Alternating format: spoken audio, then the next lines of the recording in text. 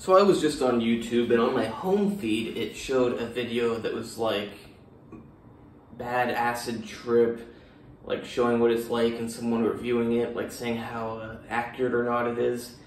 I clicked on it and like watched about 10 seconds, and then I thought, you know, why don't I do a video on this? Plus, like, not that it's going to change my video, but I don't even want to hear what they have to say before I do my video, because I don't want any influence whatsoever. Not that it would. But I'm from California, which means I mean, not necessarily, but a lot of people in California use LSD and mushrooms and other stuff. And I've been around a lot of people who have used LSD and mushrooms and other stuff. And I've been around a lot of people who have had bad trips on that stuff. Now, most people had good trips, but enough people had bad trips. And perhaps we will distill a few different types of bad trips out of this. I didn't think about this ahead of time, but it does seem like there are different types of bad trips.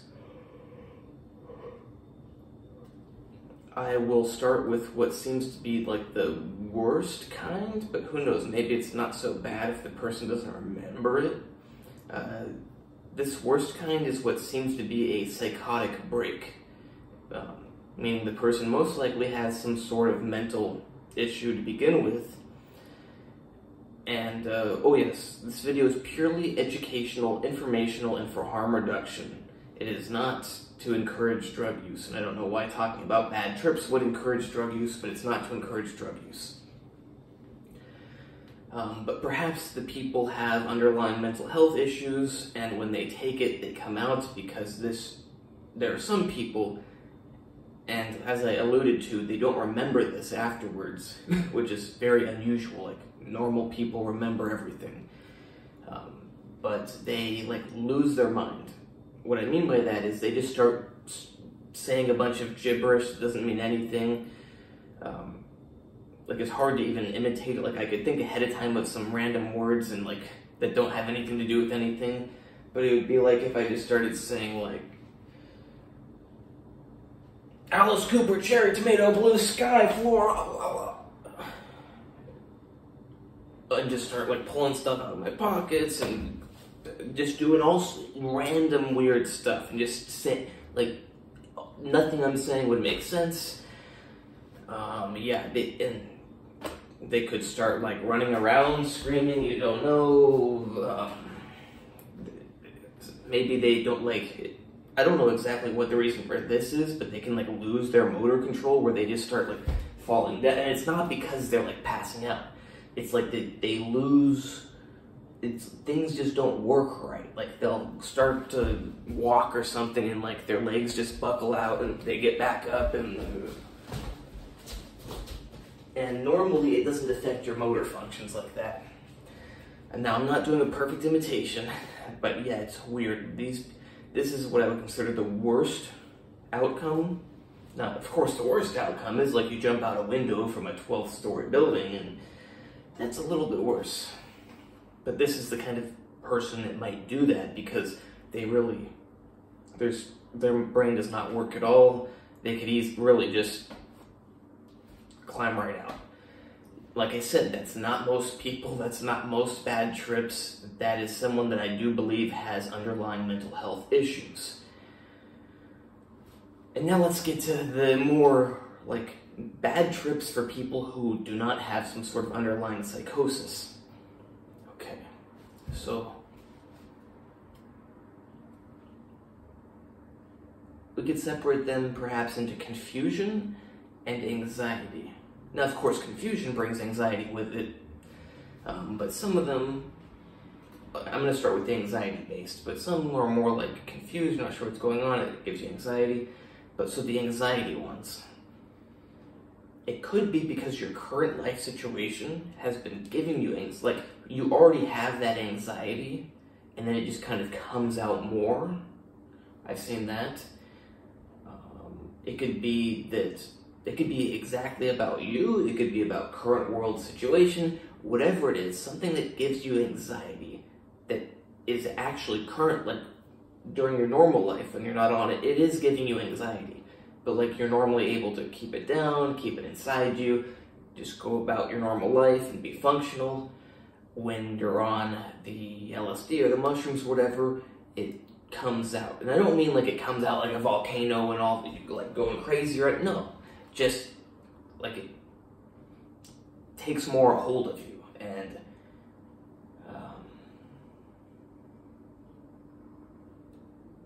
yeah, just the person will be very anxious, stressed, not freaking out, not going crazy, not confused, but very stressed, like in fight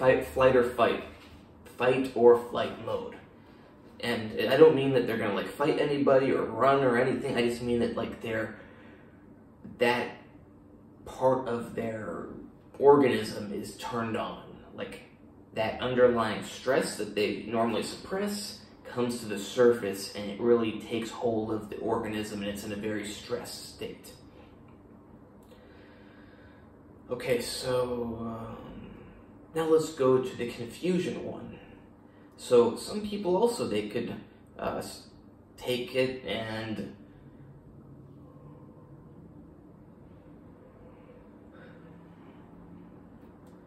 they don't know what's, like, perhaps it's their first time, perhaps it's much more than they normally have, and they become overwhelmed and confused. So actually I was thinking about some situations, but actually I would divide them into more categories, but for now I'll keep these grouped in. You don't even know what I'm thinking about, but yeah, every bad trip is different, but in general you could separate them into like underlying mental health and all the rest. But then all the rest, like I said, there's the like anxiety ones, there's the confusion ones, but of course there's all sorts of different versions of those, and every person and situation's different. Yeah, confusion ones, the person just gets kind of like overwhelmed and confused, perhaps wants it to stop, and you can't make it stop. You're like, I want this to stop, I want this to stop. Oh my god, what's going on? Well, and it's not gonna stop. So you have to sit through it and wait it out and realize that, I mean, who knows if you buy this stuff on the street, what you're actually getting, but say you got it from a pharmacy and it's completely pure and what it's supposed to be, and it's a safe dose. You take it, no matter how overwhelmed you get, you know that, well, I'm not going to die because it's safe. I mean, who knows, maybe you have a really weird underlying health condition, and you could. But say you're a normal, healthy person, you take this, you have to rationally think and realize, despite being in that altered mindset that you're not going to die, it's safe. It's kind of like if you do the waterboarding that got all the bad media press, I don't know, 10 years ago when I was in high school or something, when they put the rag on your face and they pour the water on. Yeah, you kind of can freak out, but if you realize, hey, I'm not going to die, it's like, yeah, this is scary, but I'm going to be okay. So yeah, I don't know, I guess it's like if you do bungee jumping or something, but who knows, maybe you won't be okay. I don't want it. Like, I've thought about going parachuting or bungee jumping, but so far, no. But yeah, so it could be overwhelming. Not a whole lot to say. Gotta just wait it out. Some people are able to like stop being overwhelmed and just wait it out. Perhaps sensory deprivation could help that rather than being in a very overloading environment. Perhaps they need to go in there, like, hopefully they can get their room dark, but say it's nighttime. Perhaps it's better to lay on your bed and turn the lights off rather than have lights on. Anything that can lower the sensory load, which ironically I'm going to make another video on, not about when people are on psychedelics, but about everyday life, taking a break from sensory information. It's very important, and especially if you're on drugs that increase your sensory input, you might need a break from that sensory input. Okay, so now let's give a few examples of things that I find interesting. So one time I was with a person, and oh yeah, so sometimes on these bad trips people think they're gonna die. And that's another thing. That's like a sort of common thing. Like someone might be thinking they're gonna die, and then they start saying it. Of course, that's not a good situation because they start saying it, which makes them believe it, and if someone else is with them, they might start to worry, and then they get all worried, and that makes the other person more worried, and then worriness goes up. Not good. So you got to be able to identify the root cause and cut it out. And of course tell the person, no, you're not going to die, you're completely okay. You just feel like this, and this is how you're supposed to feel. Now, not necessarily exactly how they're supposed to feel, but you're supposed to feel different, obviously, when you're taking those things. But for example, one time, somebody thought they were dying, or at least that's what they were saying, and they were freaking out and repeating it over and over, and they felt bad, and it turned out they just had to go to the bathroom. And that sounds crazy, like, what do you mean they just have to go to the bathroom? How do they think they're going to die because they're going to have to go to the bathroom? Well, in normal everyday life, when you have to go to the bathroom, you get kind of uncomfortable, you go to the bathroom. When your mind is altered, you might start to get that discomfort, and just for whatever reason, it doesn't link up with your brain that you should relieve yourself, and you just let it build and build and build, and then it starts, like, it's uncomfortable, and it gives you anxiety, you're on all these things, and if you're not able to identify the cause of that discomfort, you can associate it with other things, and yeah, when you don't know the cause of discomfort, it's not a good thing. That can bring lots of worrying and anxiety. So yeah, the discomfort just kept building and building and building, and the person didn't know what it was due to, and I just had this guess somehow, like, this intuition that he had to go to the bathroom, and I'm like, you should go to the bathroom. Maybe he didn't go to the bathroom in the best way, especially when you're in public around other people, but it got the job done. And no more dying because that bad feeling went away.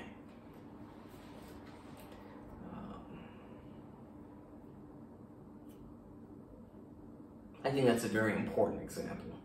There are reasons for things. Like, it's a universal constant. It's a constant about our body. There are reasons why things happen. They don't just happen. Like that. Like I was talking about anxiety from other things. It's because you're already getting anxiety from something about your life or the world or like whatever it is, and then it comes out more. So let's go back over these different types of bad trips. So there's two main categories. The actual mental illness ones that get brought out, where the person just completely loses their mind, everything they say is nonsense, they're just running around like crazy, maybe screaming, maybe just falling over and stuff. You gotta get a handle on that quickly. And then there's the non-mentally ill ones, where the person gets lots of stress or gets confused, wants it to end. You could want it to end because you're stressed or because you're confused, doesn't matter. But yeah, that's just about it. If the person is not mentally ill, they may start to act out if they have lots of stress. Like imagine you put someone in a very stressful situation. Who knows what they might start to do. But the difference is they are mostly there. Why I say mostly is because if someone is very stressed, they're going to act irrationally. But they can still think and stuff, but behavior becomes kind of irrational if you're very stressed, versus just completely lost your mind and there's no anything. However, most people do not have, most people I've seen do not have bad trips. A famous saying is you're set and setting.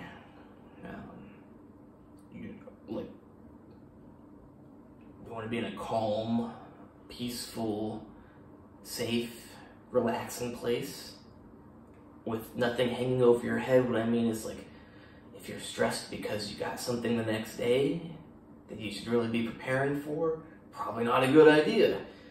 If